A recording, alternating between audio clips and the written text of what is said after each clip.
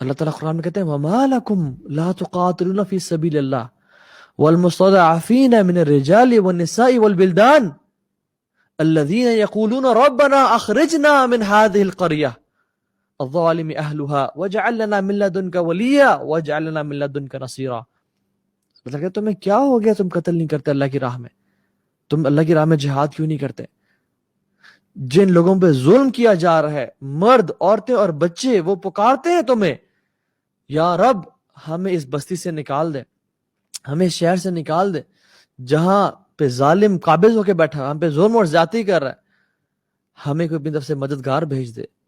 وہ ہمیں پکار رہے ہیں اس ٹائم، وہ ہمیں آواز دے رہے ہیں اس ٹائم، اور ہمیں سانپ سون کے بیٹھا ہوا ہے. واللہ یہ آزمائش ہم سمجھ رہے ہیں کہ ان پہ ہے، یہ آزمائش ان پہ نہیں ہے، یہ آزمائش ہم پہ ہے. اللہ سبحانہ و تعالیٰ دیکھنا چاہتے ہیں کہ مومنین کون ہے، منافقین کون ہے. یہ جو موقع ہوتے ہیں نا، یہ ایک چھاننی کی طرح ہوتے ہیں کہ جس میں سے سونے کو الگ کر دیا جائے اور مٹی اور گرد کو الگ کر دیا جائے. واللہ یہ آزمائش ان پہ نہیں ہے، انشاءاللہ ان کے لیے تو جنتیں ہیں اللہ کی. یہ ہمارے پہ آزمائش ہے. ہم سمجھتے ہیں وہ جیل میں ہے، ہم سمجھتے ہیں غزہ والے جیل میں. واللہ جیل میں ہم ہیں پچھلے کئی سالوں سے، اور ان جیل کے تالے میڈیا نے اور ہمارے ماں باپ نے ہمارے دلوں پہ لگا دیے تھے. یعنی سیلفشنس کی ہم نے کہانیاں تو پڑھی تھیں، لیکن حدیں پار ہو گئی اس دفعہ. ہم لوگ کہتے ہیں کہ لوگ یہ بات کریں کہ یہ ٹائم کہیں ہم پہ نہ آ جائے تو اس لیے ان کی مدد کرو. اچھا تو ہم اس لیے ابھی مدد کرنے لگے یا اس لیے کچھ کرنے لگے کہ کہیں یہ ٹائم ہم پہ نہ آ جائے. یہ بھی selfishness. Will not start any campaign, will not stand up until ہمارے محلے میں کچھ نہ ہو. چلو اب تو محلے میں ہوا نا، ہمارے ملک میں ہو رہا ہے، چلو میرے محلے میں تو نہیں ہو رہا. اور جب بات آتی ہے محلے میں تو پھر محلے میں ہو نا، میری گلی میں تو نہیں ہو رہا. اور جب بات آتی ہے گلی میں تو گلی میں ہو رہا ہے نا، میرے گھر تو نہیں ہو رہا. اور جب تک کوئی انسان گھر میں داخل نہ ہو جائے تب تک ہمیں ہوش نہیں آتا. خدا کی قسم اس ذلت کی زندگی سے تو عزت کی موت بہتر ہے، شہادت بہتر ہے. یہ جو رسپانسبلٹی ہے یہ تو ہمارے حکمرانوں کی تھی، یہ ہماری فوج کی تھی، لیکن انہوں نے نہیں نبھائی. آپ نہیں نبھا سکے، کم از کم جو لوگ جانا چاہتے ہیں وہاں پہ انہی کو کسی طرح راستے کھول دیں، انہی کو وہاں پہ کسی ٹرین میں کسی جہاز میں بھر کے وہاں پہنچا دیں. ہم ہی کم از کم وہاں پہ ان کے ساتھ اپنے بھائیوں اور بہنوں کے ساتھ لڑتے لڑتے شہادت کی موت پا جائیں کہ یا رب ہم نے کچھ تو کیا، تجھے کیسے ہم فیس کرتے قیامت کے دن. میں اور آپ اللہ سبحانہ تعالیٰ کو کیسے فیس کریں قیامت کے دن؟ ہم کس چہرے کے ساتھ جائیں گے اس دن اور کہیں گے یا رب ہمارے ہی دور میں یہ سب ہوتا رہا لیکن ہم کچھ نہ کر سکے. روزانہ مرنے سے تو بہتر ہے کہ ایک ہی دفعہ انسان مر جا کے وہاں پہ. یہ کیا ذلت کی زندگی. اور ہم کیا یہ ناداں سجدے میں گر گئے جب وقت قیام آیا. ہم عبادات میں مصروف ہیں، ہم نمازیں پڑھیں اور سجدے کریں، وہ ٹھیک ہے، فرض ہے، وہ کرنے ہیں، لیکن واللہ ڈر لگتا ہے کہ اللہ سبحانہ تعالیٰ یہ پوچھے کہ تم تو سجدے کرتے رہے، تم باقی کام تو کرتے رہے، لیکن جب خواتین پہ اور بچیوں پہ اور مردوں پہ ظلم کیا جا رہا تھا پھر تم کہاں تھے؟ اور یہ لوگوں کو اندازہ ہی نہیں ہے یہ مسئلہ کتنا بڑا ہے.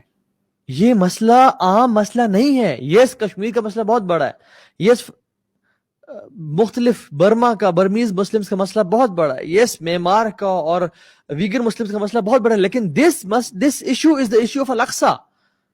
This is not an ordinary issue. جس ایشو نے ایک کرد انسان کو جو کہ صلاح الدین تھا، وہ کوئی عرب نہیں تھا. This war is not an Arab war. This war is the war of Muslims. This battle is the battle for Islam and Muslims. صلاح الدین بھی کون سا عرب تھے؟ وہ کرد تھے، اور پھر بھی وہ اٹھے اور ساری زندگی. ان کے جو مینٹور تھے نور الدین زنگی، وہ کون سا عرب تھے؟ وہ ٹرکش تھے، لیکن دے نیو کہ یہ اسلام کی جنگ ہے اور الاقصی یہ وہ جگہ ہے. ہمیں تو اندازہ نہیں، پتہ ہی نہیں کیا بات ہے. رسول اللہ صلی اللہ علیہ وسلم being 800 miles away from Jerusalem, he frequently mentioned Al-Aqsa in his speeches.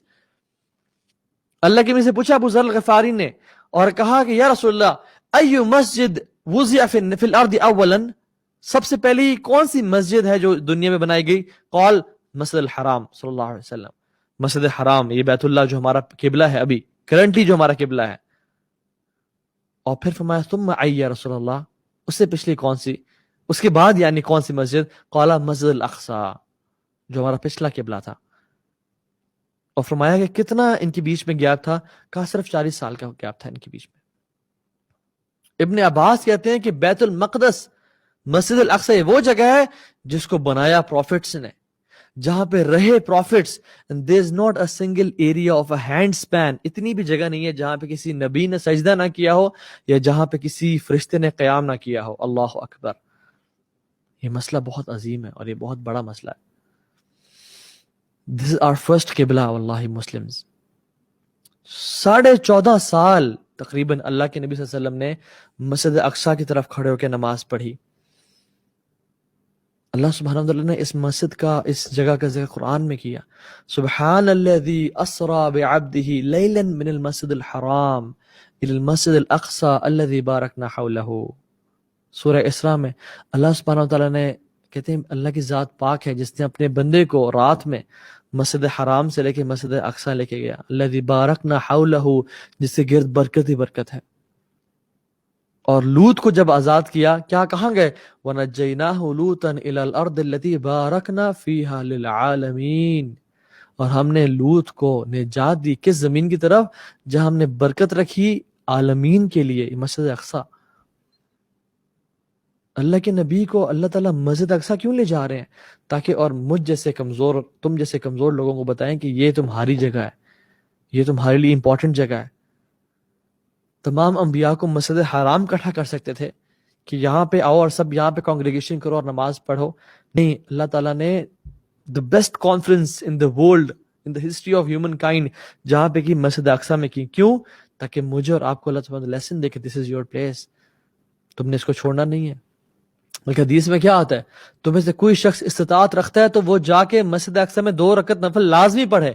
اگر تم نہیں پڑھ سکتے تو کیا کرو؟ مسجد اقصی کے جو لیمپس ہیں ان کے جلنے کے لیے دیا ہی بھیج دو. یعنی assist in any way shape اور فارم مسجد اقصی کو سپورٹ کرنے کے لیے. یہ اللہ کے نبی اور اللہ سبحانہ وتعالی بار بار مجھے اور تمہیں بتا رہے ہیں. اللہ کی فرمایا 3 جگہوں کے لیے سفر کرنا بلیسڈ ہے. نیکی کی نیت سے، اللہ کی رضا کی نیت سے صرف 3 جگہوں پہ جایا جا سکتا ہے: کعبہ، بیت اللہ، مسجد نبوی اور مسجد اقصی. موسیٰ علیہ السلام کو جب موت کا ٹائم آیا